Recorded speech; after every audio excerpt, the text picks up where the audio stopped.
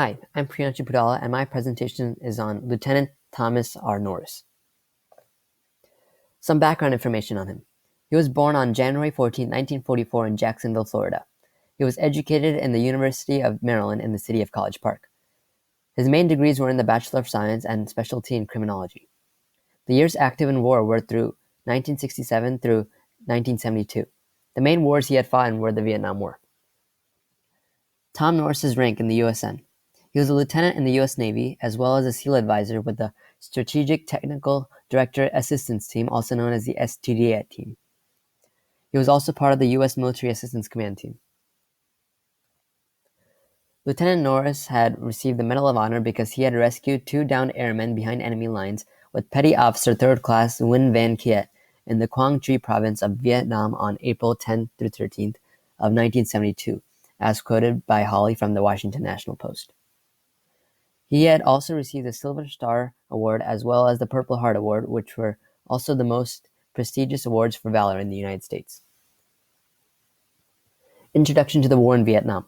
The North Vietnamese Army had used standard Warsaw Pact weapons, which were supplied by the Communist powers, China, Soviet Union, and the Warsaw Pact allies. When the United States noticed that the North Vietnam was supported by the Soviet Union, they embraced their policy of containment and supported the South Vietnamese troops against the major power that is the Soviet Union. A conflict gradually began, pitting the Soviet Union against the United States and Britain, soon to be joined by France, over the shape of the post-war world, as quoted by Part 1, The Cold War in Southeast Asia content reading. Actions in the war effort. In the year of 1972, U.S. Navy SEAL Tom Norris had participated in a high-risk rescue mission in the Vietnam War. On April 2, 1972, there was a bomber by the U.S. who was trying to jam the North Vietnamese radar sites, but then he was shot down near the Demilitarized Zone, also known as the DMZ, during the air campaign that had been staged in response to the Communists' Easter Offensive, as quoted by Thomas Roland Norris. Lieutenant Colonel eLo Hamilton, an electronic warfare officer, was the sole survivor and possessed detailed knowledge of the U.S. ballistic missile system.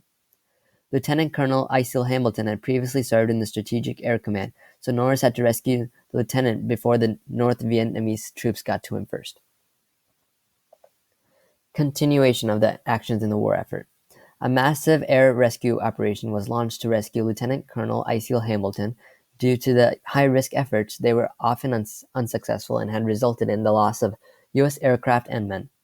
On the night of April 10th, Lieutenant Norris had bravely led 5 Vietnamese frogmen, who were people that were trained in scuba diving or swimming underwater, as a tactic to invade enemies through combat, 2,000 meters behind enemy lines, to retrieve Lieutenant Mark Clark, who was a pilot that had been shot down in one of the previous SAR, also known as search and rescue missions. Despite losing 2 team members during a devastating mortar attack on the return to their small forward operating base, also known as the FOB base, Norris again ventured into hostile territory the following evening, twice leading his 3-man Vietnamese team in unsuccessful efforts to save Hamilton, as quoted by Thomas Roland Norris. The Gulf of Tonkin Resolution. President Lyndon B. Johnson went on national TV to announce that he had ordered reprisal bombing of North Vietnamese naval facilities and to declare that repeated acts of violence against the armed forces of the United States must be met not only with alert defense, but with positive reply, as quoted by Part 2, America's Deepening Commitment content reading.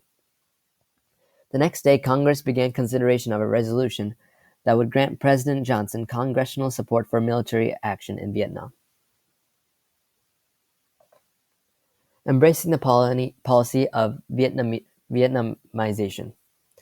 Thomas Norris had greatly contributed to the war effort by possessing the concept of Vietnamization that was launched by President Nixon whenever he had went on his rescue missions to rescue former fighters before the North Vietnamese troops captured U.S. soldiers. Nixon's main initiative focused on gradually turning the war effort over to the South Vietnamese Army, as quoted by Part 3, America's Vietnam Ordeal. 5 visual places of importance. Number 1, the Cam Lo River in Vietnam. Number 2, the Cam Lo Bridge and the Cam Lo Combat Base, also in Vietnam. Number 3, the American base in Da Nang, Vietnam. Number 4, the Quang Tri Province in Vietnam. And number 5, Washington, D.C. in the United States. Number 1, Cam Lo River, Vietnam. The Eastern Offensive by the Communists that was launched by North Vietnam took the American and South Vietnamese Army by surprise in March of 1972. Lieutenant Colonel Isil Hamilton led an aerial reconnaissance mission near the demilitarized zone to find out what he was going on. His plane was shot down and he was trapped behind enemy lines near the Cam Lo River, as quoted by Zimmerman from the Defense Network site. Many rescue efforts had all ended in failure, with 14 men killed and 19 aircrafts damaged. Further airborne search and rescue attempts of Hamilton had been suspended until Lieutenant Norris accepted the mission. Number 2, Cam Lo Bridge, also Cam Lo Combat Base in Vietnam. Tom Norris had to constantly dodge patrols and make wide use of the fog available to hide from the North Vietnamese troops, so they paddled upriver. When they emerged from the fog, they discovered that they had overshot their objective and had emerged under the Cam Lo Bridge, as quoted by Zimmerman from the Defense Network site.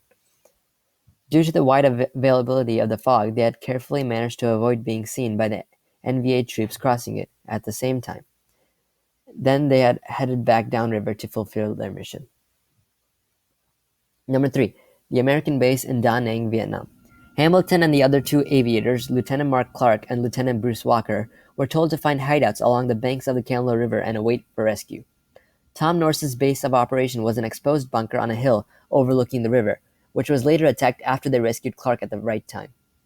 Norris and the LDNN, who were soldiers who fight underneath the sea, similar to the Navy SEALs, successfully extricated the aviator and sent him off to the American base at Da Nang, as quoted by Zimmerman, also from the Defense Network site. Number 4, Quang Tri Province, Vietnam. Lieutenant Tom Norris and Petty Officer Vinh Vang Hiet had both dressed up in fisherman disguises, and by using a sampan, they had both traveled throughout that night and found the injured pilot at dawn. Covering the pilot with bamboo and vegetation, they began the return journey, successfully evading a North Vietnamese patrol, as quoted from the PBS radio station. Number 5, Washington, D.C., the United States of America. In October of 1972, Lieutenant Tom Norris had sustained a fatal head wound in combat while protecting the forces that were evacuating in his region. Fellow Navy SEAL Michael E. Thornton went back to recover Tom Norris, but had discovered that Norris was just barely alive, which refuted the false rumors that Norris had died in combat. Thornton was awarded with the Medal of Honor for his actions because he was the first man to receive the Medal of Honor for saving the life of another Medal of Honor recipient, which was Norris. Norris has received the Medal of Honor from President Gerald Ford in a White House ceremony in March of 1976. And these are my works cited. The first one is from the PBS station. The second one is from a website called the Academy of Achievement. The third one is from the Vietnam War biography on Thomas Rollin Norris. The fourth one is by Dwight Zimmerman on the Lieutenant Thomas R. Norris and the rescue of Isil Hamilton from the Defense Media Network. Number 5 is Holly Peter from What the Commander of Bin Laden Raid Thinks You Should Know About Leadership from the Washington Post. Some more works cited that I used from the Module 5 course reading were Part 1, The Cold War in Southeast Asia, Part 2, America's Deepening Commitment, Part 3, America's Vietnam Ordeal. And that's it. Thank you for listening.